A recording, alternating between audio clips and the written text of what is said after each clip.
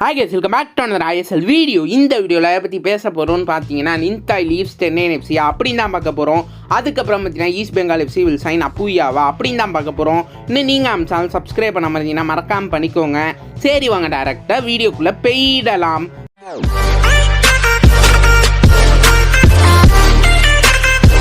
First பார்த்தீங்கன்னா நின்தாய் leaves Chennai FC அப்படின்னு கேட்டிங்கன்னா ஆமாங்க, நம்ம நின்தாய் பார்த்தீங்கன்னா சென்னை எஃப்சியை விட்டு லீவ் ஆக போகிறாரு.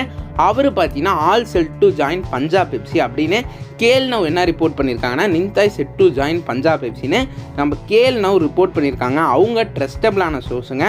ஸோ அதனால மோஸ்ட்டாக நின்தாய் நம்ம சென்னை எஃப்சியை விட்டு லீவ் ஆகிடுவார். லீவ் ஆகிட்டு அவர் பார்த்தீங்கன்னா பஞ்சாப் எஃப்சி இந்த சம்மர் ட்ரான்ஸ்ஃபர் விண்டோவில் அவர் போயிடுவார் அப்படின்னு தான் இப்போ வரைக்கும் ரிப்போர்ட்ஸ் வருது. ஸோ மோஸ்ட்டாக நின்தாய் அடுத்த சீசன் நம்ம சென்னை எஃப்சியோட கண்டினியூ பண்ண மாட்டார். அவர் பஞ்சாப் எஃப்சிக்கு தாங்க போக போகிறாரு. ஸோ இதுதான் நின்தாயை பொறுத்த வரைக்கும். நின்தாயோட ISL சீசன் 10 பெர்ஃபார்மன்ஸ் எப்படி, நம்ம சென்னை எஃப்சிக்கு இது ஒரு டிஸ்அட்வான்டேஜ் தான் நின்தாய் போகிறதுனால அப்படின்னு பார்ப்போமே. நின்தாய் பார்த்தீங்கன்னா ஃபஸ்ட்டு ISL சீசன் 10ல் 19 மேட்சஸ் ஆடிருக்காரு. அதில் கோல்ஸ் 2, அசிஸ்ட் 1ங்க. நின்தாய்க்கு ISL சீசன் 10 ஒரு டீசெண்டான சீசன்னு சொல்லணும். ஏன்னா சென்னை எஃப்சியில் அவர் வந்து 60% ஸ்டார்டிங் லெவலில் இருந்திருக்காரு. அதுபோல் சென்னை எஃப்சி ஓரளவுக்கு அவருக்கு நல்ல சான்ஸ் கொடுத்துருக்காங்க. சில மேட்சஸ் அவர் சப்ஸ்டிடியூட் பிளேயராகவும் வந்து பண்ணியிருக்காருங்க. பட் எனக்கு தெரிஞ்ச வரைக்கும் நின்தாய் ஒரு டீசெண்டான பர்ஃபார்மன்ஸ்னு சொல்லுவேன். ஓரளவுக்கு நல்ல சான்சஸ்லாம் க்ரியேட் பண்ணாலும் அதை அவர் கோலாக ஸ்கோர் பண்ணல. பட் 2 கோல் 1 அசிஸ்ட்டு, மற்றபடி அவர் நல்ல சான்சஸும் க்ரியேட் பண்ணியிருக்காரு. டிஃபென்சிவ் ஆஃப்லேயும் சில ஹெல்ப் பண்ணியிருக்கிறதுனால எனக்கு தெரிஞ்ச வரைக்கும் நின்தாயோட இந்த வருஷம் ISL சீசன் 10 ஒரு டீசெண்டான சீசன் நம்ம சென்னை எஃப்சிக்கு அவர் கொடுத்துருக்காருன்னு சொல்லணும். பட் அவர் இப்போ பார்த்தீங்கன்னா பஞ்சாப் எஃப்சிக்கு போக போகிறாராப்பா அப்படின்னு கேட்டிங்கன்னா ஆமாங்க, நின்தாய் பார்த்தீங்கன்னா இப்போ பஞ்சாப் எஃப்சிக்கு போக தான் போகிறாரு. ஸோ இது மூலமாக சென்னை எஃப்சிக்கு ஏதாச்சும் டிஸ்அட்வான்டேஜா அப்படின்னு கேட்டிங்கன்னா எனக்கு தெரிஞ்சு நமக்கு பெருசாக டிஸ்அட்வான்டேஜ் இல்லைன்னு நான் சொல்லுவேன். ஏன்னா நம்மள்ட்ட ஏகப்பட்ட விங்கர்ஸ் ஆல்ரெடி இருக்காங்க. வின்சிக்கெலாம் போன சீசன் பெருசாகவே சான்ஸ் கிடைக்கல. ஸோ ரொமாரியோ இது மாதிரி பிளேயர்ஸ் எல்லாம் இருக்காங்க. ஸோ அதனால் எனக்கு தெரிஞ்ச வரைக்கும் சென்னை எஃப்சிக்கு இது பெரிய டிஸ்அட்வான்டேஜ் கிடையாதுன்னு தான் நான் பார்க்குறேன். ஸோ நின்தாய் நீங்கள் மறக்காம கீழே கமெண்ட் பண்ணுங்கள். பஞ்சாப் எஃப்சிக்கு போகிறதுனால சென்னை எஃப்சிக்கு இதில் ஏதாச்சும் டிஸ்அட்வான்டேஜ் இருக்கா அப்படி நீங்கள் மறக்காம கீழே கமெண்ட் பண்ணுங்கள். அதே போல் நின்தாய் பஞ்சாப் எஃப்சியில் எப்படி பெர்ஃபார்ம் பண்ணுவார் அப்படின்னு நீங்கள் மறக்காம கீழே கமெண்ட் பண்ணுங்கள்.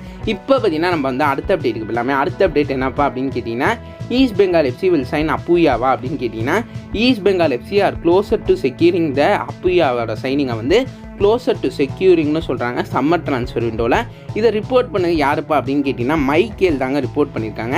இது மாதிரி பார்த்தீங்கன்னா ஈஸ்ட் பெங்கால் எஃப்சி வந்து க்ளோஸாக இருக்காங்க இவரை சைன் பண்ண, அப்புயாவை சைன் பண்ண அப்படின்னு மைக்கேல் ரிப்போர்ட் பண்ணியிருக்காங்க. முன்னாடி தான் நம்மளே சொல்லியிருந்தோம் மோகன் பகான் சூப்பர் ஜெயின்ஸ் இவர் மேலே இன்ட்ரெஸ்ட் காட்டியிருக்காங்க சைன் பண்ணன்னு. இப்போ என்னன்னா ஈஸ்ட் பெங்கால் எஃப்சி ஒரு ஸ்டெப் க்ளோஸராகவே வந்து இந்த டீலையே முடிக்க பார்க்குறாங்க அப்படின்னு மைக்கேல் ரிப்போர்ட் பண்ணியிருக்காங்க. ஸோ மோஸ்ட்டாக அப்புயா ஈஸ்ட் பெங்காலுக்கு போக சான்சஸ் இன்க்ரீஸ் ஆகிருக்குன்னு சொல்லலாம். வெயிட் பண்ணி தாங்க பார்க்கணும் அப்புயால விஷயத்தில் என்ன நடக்க போகுதுன்னு. இப்போதைக்கு எதுவும் சொல்ல முடியல. மோஸ்ட்டாக ஈஸ்ட் பெங்கால் சைன் பண்ணுவாங்க அப்படின்னு சொல்கிறாங்க. ஸோ அப்புயா ISL சீசன் 10ல் எப்படிப்பா பெர்ஃபார்ம் பண்ணியிருக்காருன்னு பார்ப்போமே. 22 மேட்சஸ் ஆடிருக்காரு. அது கோல் 1, அசிஸ்ட் 2ங்க. ஓரளவுக்கு டீசெண்டான பெர்ஃபார்மன்ஸ்னு சொல்லலாம். பட் மும்பை சிட்டி எஃப்சிக்கு அவர் மிட்ஃபீல்டில் ஒரு தூணாகவே இருந்திருக்காரு. டிஃபென்சிவ் மிட்ஃபீல்டையும் அவரால் ஆட முடியும். அதே போல் சென்ட்ரல் மிட்ஃபீல்டையும் மும்பை சிட்டி எஃப்சிக்கு ஆடி கொடுத்துருக்காரு. ஸோ அதனால் எனக்கு தெரிஞ்ச வரைக்கும் அப்புயா ISL சீசனை 10 பொறுத்த வரைக்கும் ஓரளவுக்கு டீசெண்டான பெர்ஃபார்மன்ஸ்னு சொல்லணும். பட் அதே இப்போ ஈஸ்ட் பெங்கால் எஃப்சிக்கு அவர் சைன் பண்ணிட்டாங்கன்னா ஈஸ்ட் பெங்கால் எஃப்சிக்கு இது எப்படிப்பட்ட சைனிங்னு என்னையே கேட்டிங்கன்னா ஈஸ்ட் பெங்கால் எஃப்சிக்கு அப்புயோட சைனிங் ஒரு நல்ல சைனிங்னு சொல்லுவேன். பட் அவங்க ட்ரான்ஸ்ஃபர் ஃபீ கொடுத்து தான் சைன் பண்ண முடியும். ஏன்னா அவர் ஆல்ரெடி மும்பை சிட்டி எஃப்சியோட May 31, 2026 வரைக்கும் கான்ட்ராக்ட் அப்புயா வச்சிருக்காரு. ஸோ மும்பை சிட்டி எஃப்சிட்ட ட்ரான்ஸ்ஃபர் ஃபீ அவங்க என்ன கேட்குறாங்களோ அதை கொடுத்து தான் அப்புயாவை ஈஸ்ட் பெங்கால் எஃப்சியோட சைன் பண்ண முடியும். ஸோ அப்புயாவை ஈஸ்ட் பெங்கால் எஃப்சி சைன் பண்ணால் அது அவங்களுக்கு ஒரு தரமான சைனிங். நீங்கள் மறக்காம கீழே கமெண்ட் பண்ணுங்கள். அப்புயாவை ஈஸ்ட் பெங்கால் எஃப்சி சைன் பண்ணால் அவங்களுக்கு ஒரு நல்ல சைனிங்காக இருக்குமா அப்படி நீங்கள் மறக்காம கீழே கமெண்ட் பண்ணுங்கள். அதே போல் நின்தாய் பார்த்தீங்கன்னா நம்ம சென்னை எஃப்சியை விட்டு லீவ் ஆகிறது நம்ம சென்னை எஃப்சிக்கு ஒரு டிஸ்அட்வான்டேஜா அப்படி நீங்கள் மறக்காம கீழே கமெண்ட் பண்ணுங்கள். உங்களுக்கு இந்த வீடியோ பிடிச்சா சப்ஸ்கிரைப் பண்ணிக்கோங்க, லைக் பண்ணிக்கோங்க, ஷேர் பண்ணிக்கோங்க.